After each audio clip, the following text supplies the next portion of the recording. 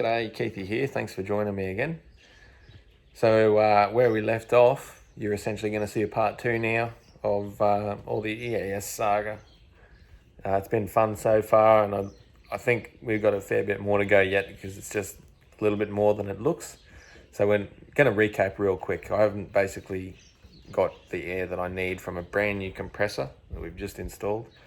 It's not going where it needs to go at the pressure that it needs to get to. So now I have to do a little bit of deep diving, a little bit of researching, and try and make things happen there. If you want to see the other video, it's just up there. Anyway, stick by. Let's see what happens here. I think I'm going to be in for a pretty long day just quietly. So hopefully I actually start to have a few wins now. I've got some bits and pieces we can muck around with to try and get some places with this.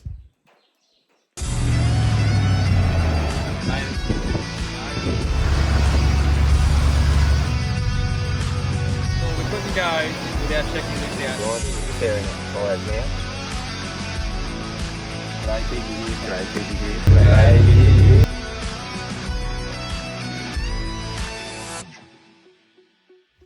That's a brand new compressor, so it should be able to do the job, no worries. And it didn't sound like it was having trouble. I did the finger over the tip test, and it had suction, had good suction on it there. So what I've got to do now is work on the valves, and luckily the diaphragm valve is here and the exhaust valve is here.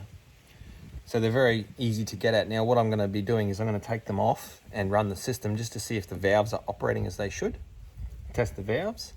If the valves aren't operating as they should, then I've got one that I obviously need to replace or repair. And if that's not the problem, then there's something even bigger, and I might have to tear the valve block down and do another rebuild, or go through and find out exactly what the problem is that's not allowing the air to get past about 85-90 pounds from the compressor and into the system. Again, on Paul's website, there's quite a lot of information on how the system works, so where the air goes and everything like that, and that is just unreal little help in terms of making all this happen. So we can go through all of that and diagnose exactly what the problem is here and take it from there. All right, so the diaphragm valve, I've got him out. If you have a look here, it's a bit hard to see. Let me see if I can make that easier for you to see. See, there's little bits of junk in there. That's that dielectric grease that came with the rebuild kit when I rebuilt this valve block. If you have a look down in here where that seats, you can see there's a little bit of that stuff down in there as well. Now, it might not be the issue, but I can tell you now, I'll be cleaning that up anyway, just to make sure, just in case that is what's causing our problem.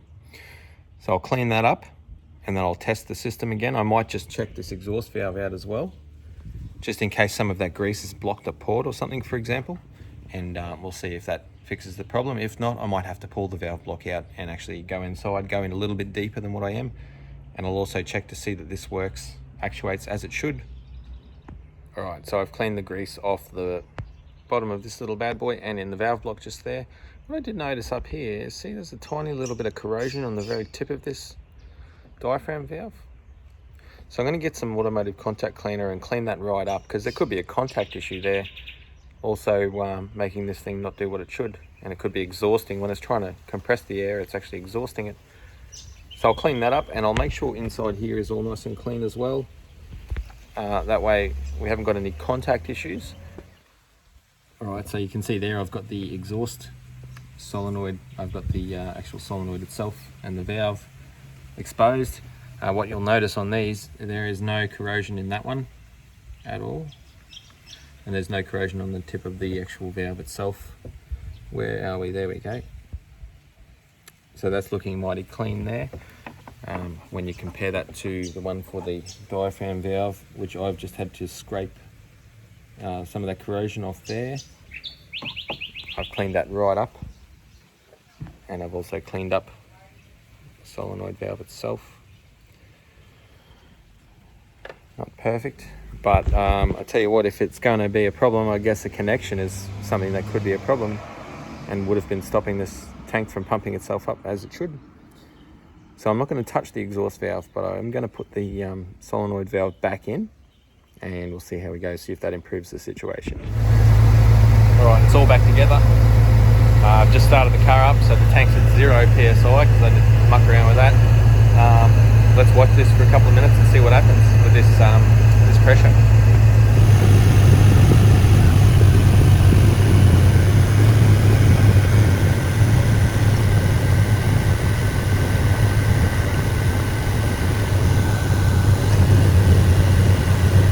Alright, so it's pretty clear to see there.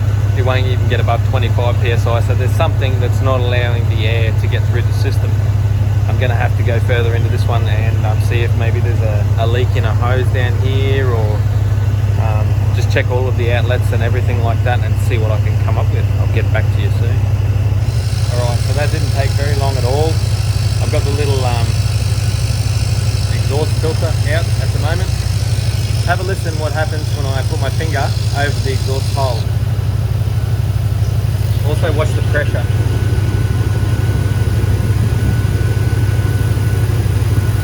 And then when I take my finger off the exhaust hole, I think we found our problem. I've got a valve here that's not doing what it should.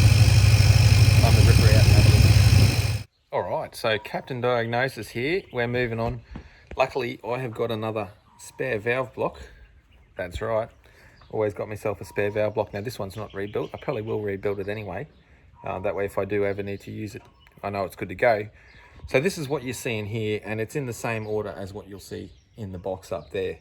And this is the one in particular that I'm concerned about, which is the diaphragm solenoid. Now, lucky, the solenoid for this actually has a separate little clip, so that's fantastic.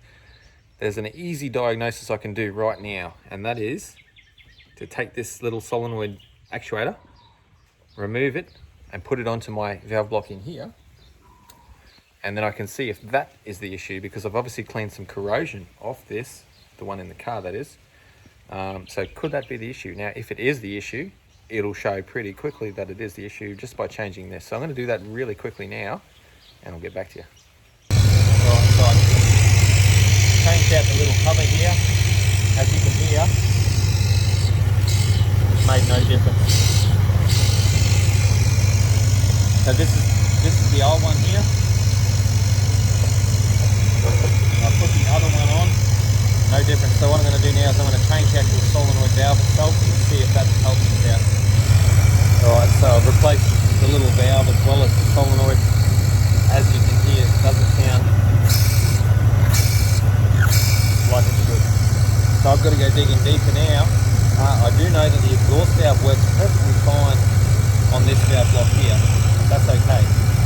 So that's the next logical step for me. I'm going to check the exhaust valve's not buggered. I don't think it is, because with the car parked and everything in bypass for the springs, I'm not losing pressure from the tank overnight. It's staying up, so it's not leaking through the exhaust and out past the diaphragm valve. So maybe there's something else amiss inside the valve block that I'm going to have to now have a look at.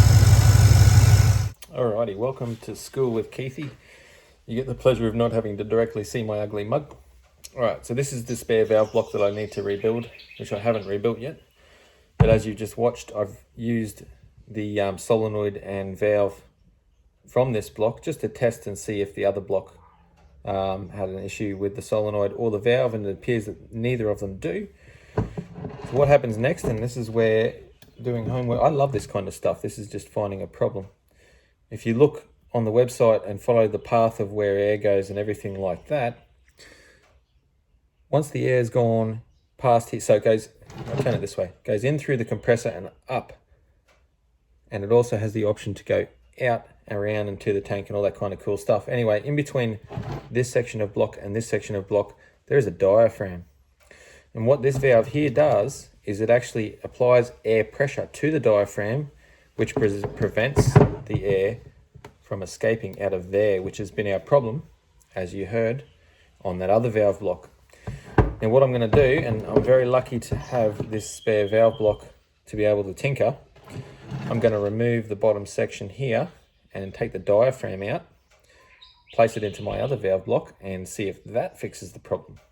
Now the reason that I'm hunting this down and not the exhaust down is because when the engine and the car is turned off, the exhaust isn't letting air pass through and out this diaphragm valve to escape. So basically my tank is still holding pressure, so it's not losing any air, it's not being exhausted basically, and the car still goes up and down, not a worry. So I think that this one is okay on my valve block that's in the car. I'm hunting this one here. Now I've already replaced it, so as you can see, this is the actual one that was on my car. So pretty simple. You can see that there's 4 Allen head bolts there. I'll just remove that and then I can get the diaphragm out. I'll have to do the same on the other valve block, so that means I'm going to have to dismantle everything and pull the valve block out of the car in order to do that. And then I can swap it over and just test it, see how it goes, and if that's my problem, then I can order a new diaphragm for when I rebuild this valve block. Alrighty, so here we go. We've got the little diaphragm. That's the diaphragm there.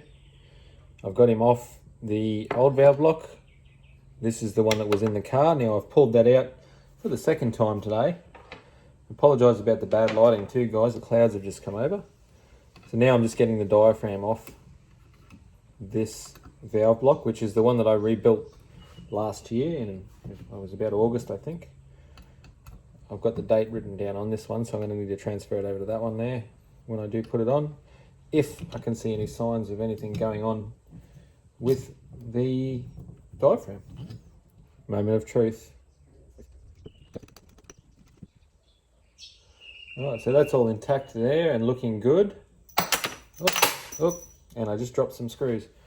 But what you can see here, on the bottom of this diaphragm here, it's a bit hard for you to see, but you can see it looks like there's some scoring or burning or something. I don't know what that is, but it's definitely not good, that's for sure. So that needs to definitely be swapped out, and I can clean that one up and rebuild it. That's not very good though.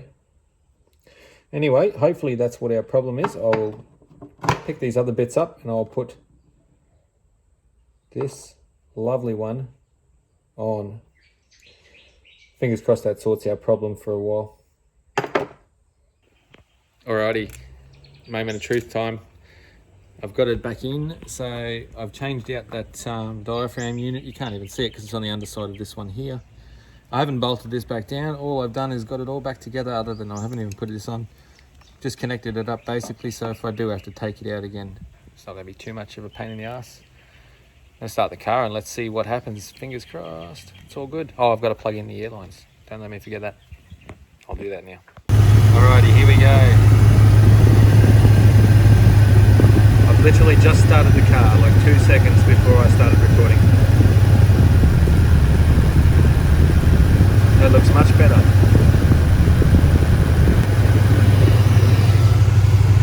Well, there you go. I think we've had a win. There you have it, ladies and gentlemen. She's pumped right up. I was just bolting all that stuff back in as I was waiting for this to pump up, and it just pumped up. How good's that? So we've sorted the issue. We've got no more dropping pressure here. All the suspension valves are back doing what they should normally do.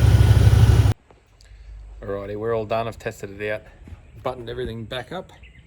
All I do now is put the lid back on there and we are done. But tell you what, learned something on this one. I didn't know where all the flows and everything went in that valve block, but now I do. And by process of elimination, we managed to fix the problem. It's all good and it's back in doing its normal thing again. Well, there you go. That was a win. Thanks for watching. I hope you have a good one, guys. Don't forget to check out the social media, and I'll catch you next time.